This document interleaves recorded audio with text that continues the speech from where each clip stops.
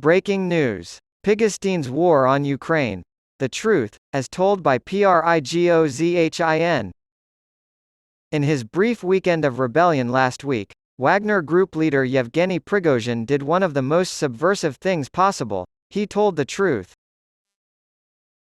With his internet troll farm at the forefront of Russian efforts to intervene in the 2016 U.S. presidential election in favor of Donald Trump, Prigozhin is a pathological liar and professional disinformation artist who has been indicted in the United States. However, the mercenary leader had a surprising moment of honesty as his mutiny began in late June. He went on an online rant against what he claimed were Moscow's lies used to justify the brutal Russian invasion of Ukraine. It was as if someone had given him the speech of Ukrainian President Volodymyr Zelensky by mistake, given how candid and off-message his comments were for a Russian leader. Prigozhin claimed that the invasion was nothing more than a land grab by the Russian oligarchy, with the poor Russians serving as human shields and ammunition. Prigozhin stated that Russia's claims that a Nazi regime in Ukraine supported by NATO was planning an attack on Russia were false. The Russian oligarchy started the war so they could profit from it and seize control of the country. While he did not directly attack Russian President Vladimir Putin, Prigozhin did attack the Russian elite as a whole, and in particular his sworn enemy, Defense Minister Sergei Shoigu. Prigozhin said on June 23 via his Telegram channel, "The Ministry of Defense is trying to deceive the public and the president by spinning the story that there were insane levels of aggression from the Ukrainian side and that they were going to attack us together with the whole NATO bloc.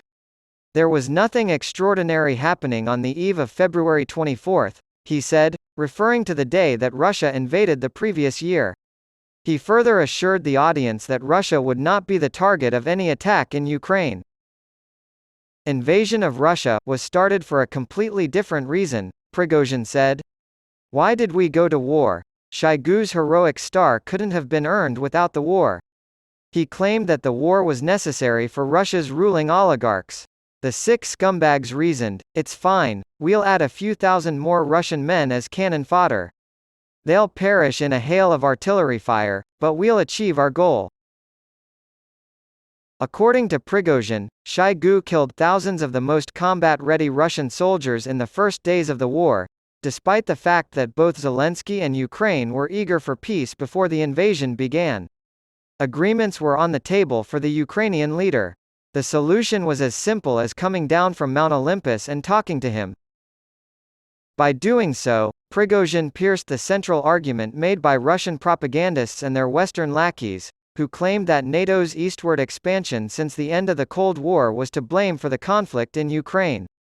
Putin's constant attacks on NATO have found an audience among right-wing extremists in the West who support Putin and buy into his false narrative that American policy contributed to the conflict in Ukraine. After Prigozhin criticized the war, he and his Wagner mercenaries promptly rebelled.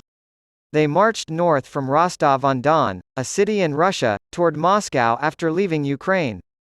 Prigozhin lost his nerve on June 24 and made a deal with Putin, just as his troops were about to enter Moscow. Putin's close ally and dictator of Belarus, Alexander Lukashenko, brokered the deal. While the fate of the Wagner forces in Ukraine and elsewhere is uncertain, Prigozhin has apparently fled to Belarus.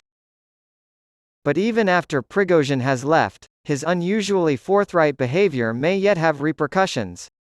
Prigozhin's remarks could further erode Russian support for the war if they become widely known in Russia despite the regime's strict censorship. Meanwhile, Prigozhin's rebellion has already greatly weakened Putin's grip on power. To what extent Prigozhin's honesty will sway right-wing extremists in the United States who support Putin and have defended his invasion of Ukraine remains to be seen.